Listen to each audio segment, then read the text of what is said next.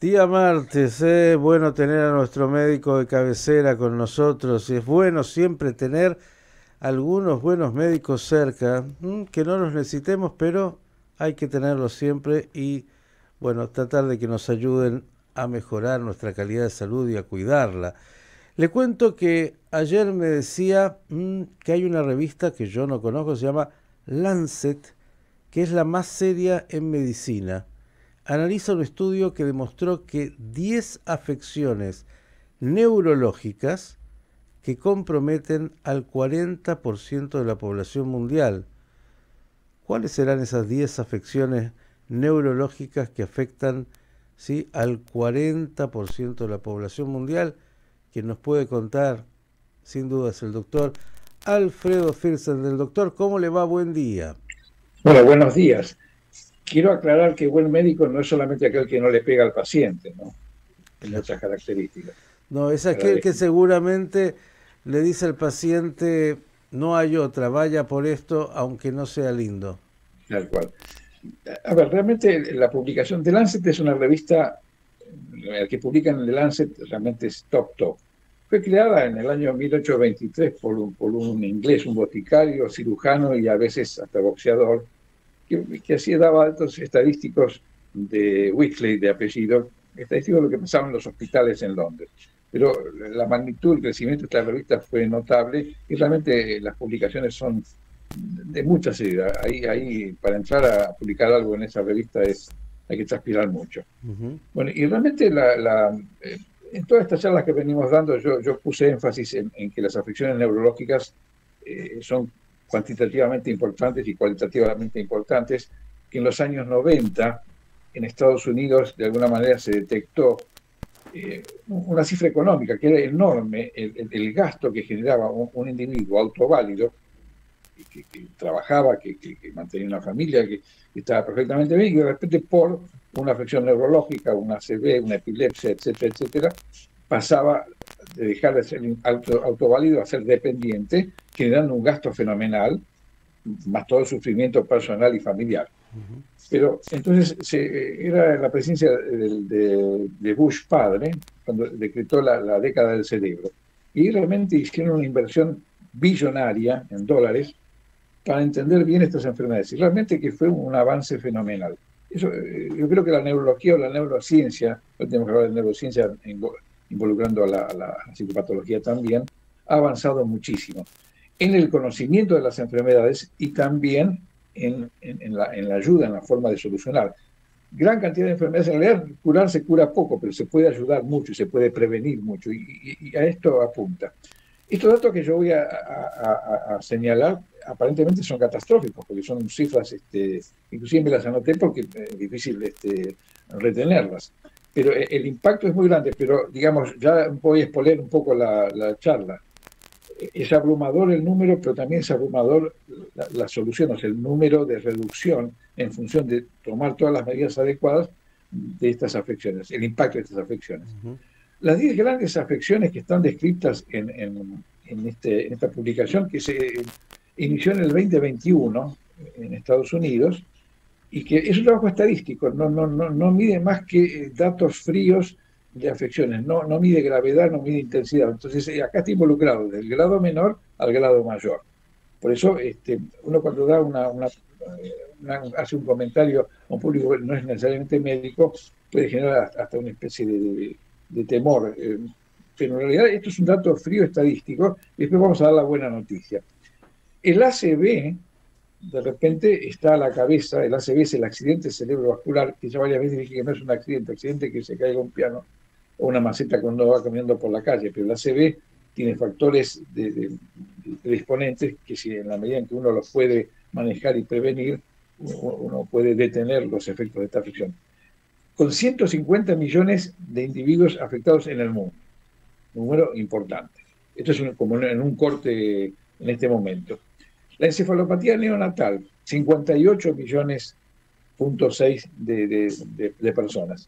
La migraña, que es una entidad, digamos, benigna desde su característica, o sea, no mata, pero no deja vivir, o sea, porque el individuo joven, hombre, mujer, un poquito predominante en la mujer, que padece de migraña, está perfectamente bien, está dando la charla como yo y de repente empieza a ver lucitas de colores, a tener dolor de cabeza y se le pierde el día.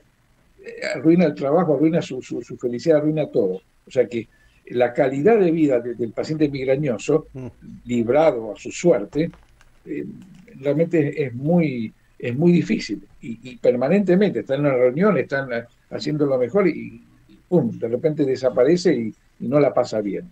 La demencia estaría en el cuarto lugar con 36 millones y medio de individuos en el mundo. 36 millones y medio en el mundo. En el mundo. O sea, el mundo. concepto de demencia desde el punto de vista neurológico es cuando por una afección orgánica el cerebro empieza a perder las capacidades que desarrolló. Un chico nace y empieza a ser estimulado, papá, mamá, papá, no quiero alterar el orden, empieza a repetir palabras, empieza a relacionar objetos, personas con palabras y va construyendo el lenguaje. Bueno, y después va aprendiendo las matemáticas, el lenguaje, etcétera, etcétera. Y hace una carrera, hace un primario, un secundario y una carrera universitaria y se defiende en el mundo.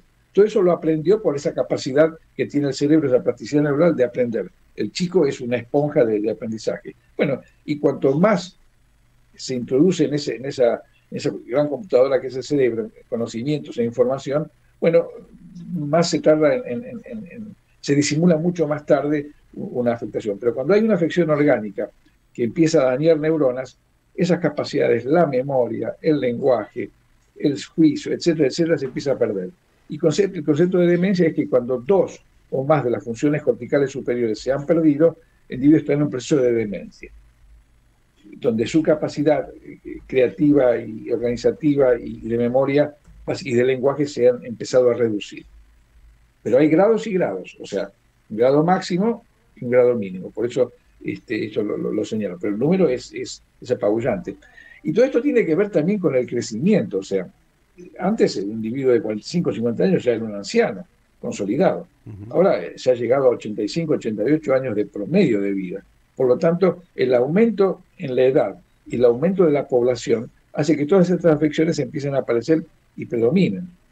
No sé si se entiende. O sea, a mayor edad, a mayor cantidad de población, a mejor calidad de vida, pero en algún momento el clic hace y el déficit comienza. La neuropatía diabética ocupa el quinto lugar. La diabetes es una afección muy conocida y muy diseminada, y empiezan a sufrir los nervios periféricos. Y el paciente empieza a tener dolores, quemazón, pérdida de fuerza. Bueno, y todo esto tiene que ver en relación a la causa de la diabetes. Y yo quiero acá señalar que la neuropatía diabética, donde hay cantidad de medicamentos y de estrategias, no se soluciona si no se corrige la diabetes. Eso es conceptual. O sea, si un paciente está con 2 gramos permanentemente de glucemia, 2 gramos y medio, y no lo puede bajar, la neuropatía, por más que le demos vitaminas, que le hagamos ejercicio, no va a funcionar. O sea, es trabajo del diabetólogo, responsabilidad del diabetólogo, llevar en lo posible, reducir ese nivel de la glucemia. Pero digamos que entra dentro de las afecciones más frecuentes. Qué importante lo que está diciendo, porque es muy habitual la diabetes y uno no piensa que esto afecta desde el punto de vista neurológico y es tan importante decir, ¿no? Hay un concepto un poco antiguo, ya esto se ha modernizado, pero de repente, bueno, hay un riesgo, la diabetes te puede matar si pasa los 3, 4 gramos. Si estás con 1,5 gramos, con 1,8, con 2,100, estás bien. Pero eso va minando permanentemente los órganos nobles, entre ellos el nervio periférico, el riñón, la retina. Entonces hay que ser muy estricto en la medida de lo posible, de mantener los valores más normales y estables, porque lo que hace daño en la diabetes también es la inestabilidad. 0,90, 1,70. O sea, esos cambios bruscos son puñaladas que se le da a los órganos blandos, nobles, al riñón, a la retina y al nervio periférico. Pero vuelvo a repetir, entra en la estadística esta fría que plantea el trabajo. Después las infecciones, las meningitis. Las meningitis han tenido un gran auge en la antigüedad, la aparición de los antibióticos la ha disminuido, pero el tema es el diagnóstico. La meningitis compromete a 14.5 millones de individuos. Y hay que pensar en la meningitis. Muchas veces el dolor de cabeza, la fiebre, un cuadro gripal, y no funciona. Bueno, el médico de guardia tiene que estar preparado para hacer una punción lumbar. Eso es mejor una punción lumbar de más que de menos. La punción lumbar es colocar una aguja, introducirla en el líquido, en el sistema nervioso a través de la columna, sacar una muestra de líquido y mandarlo al laboratorio. Es el que en buena mano no, el que la sabe hacer, no hay problema. Asusta, no se quiere, el médico no lo quiere hacer, pero lo peor que puede pasar es que sea normal. O sea, lo mejor que puede ser es que sea normal, lo peor es que no se haga y tenga el problema, pero hay que tenerla en cuenta. La epilepsia ocupa el séptimo lugar. Ya hemos hablado de epilepsia, pero yo creo que podemos volver a hablar hoy de distintas formas de epilepsia. Con 14,4 millones de individuos epilépticos en un corte en este momento en el mundo. Es un número significativo, con todas las connotaciones que la epilepsia trae. El parto prematuro es otra, ocupa el octavo lugar con 13,8 millones de pacientes.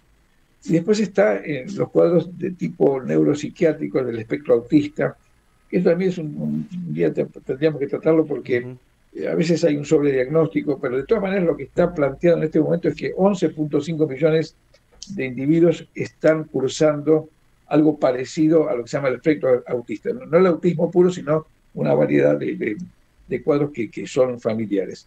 Y después, bueno, el cáncer del sistema nervioso central ocupa el 10º lugar con 9,2 millones de pacientes. Y obviamente esto ya depende de la situación general. Bien. Del cuadro general del paciente. Doctor, hasta aquí nos dio la radiografía de lo que dice este informe en esta publicación tan prestigiosa. En los 2 minutos que quedan quiero pedirle la buena noticia, porque ya nos dio números que son muy contundentes y nos habló incluso de que en este proceso de la prolongación de la vida, lo cual es una gran bendición y que tiene mucho que ver con la calidad de vida y la medicina, bueno, tenemos estas variables, pero la buena noticia que quiero que usted incorpore es lo que podemos hacer. La noticia fría en el número global es como que aumentó casi un 25-30% por la cantidad de gente, pero la buena noticia es que se redujeron estas afecciones en casi un 30% por las medidas de prevención. Entonces, aumentó la población vive más años, pero vive en buena condición. Un individuo de 70, 80 años es sumamente útil. Yo varias veces dije que estoy viendo chicos de 90 años habitualmente y algunos que pasan los 100 años que recién están comenzando con algún tipo de trastorno. Cuando antes de los 60 años, o sea, el tema de la jubilación de 60 y 65 años es porque era el límite de la vida útil, y entonces ya se jubilaba y después el paciente desaparecía, fallecía. Por eso están todas fundidas las cajas jubilatorias, ¿no? Gran tema que ha tocado y que es uno de los temas, me parece que universalmente debe ser analizado, lo que tiene que ver con los momentos de la jubilación y el tiempo útil, bueno, todo esto que está dando vuelta, pero creo que la gran noticia, como usted ha dicho, es que tanto la medicina preventiva como paliativa pueden ayudar y mucho en estas afecciones que antes eran mucho más difíciles, ¿no? Están así que, digamos, curar cuando ya se desató la tormenta, bueno, hay que esperar que pare, pero cuando para, bueno, queda el desastre. Uno puede evitar, uno se puede poner, si hay pronóstico de lluvia, el piloto, las botas, el paraguas, o sea, no ir con la remerita, descenso, si falló el pronóstico, bueno, no importa, te jorobaste porque llevaste ropa de más.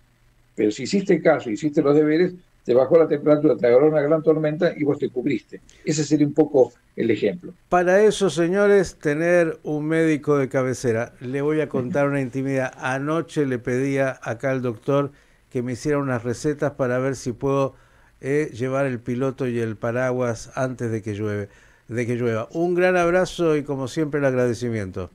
Igualmente, suerte, chao, saludos. El doctor Alfredo Fürstenfeld, las enfermedades, las más importantes y este estudio tan significativo, pero también las posibilidades hoy que hay de medicina preventiva y paliativa.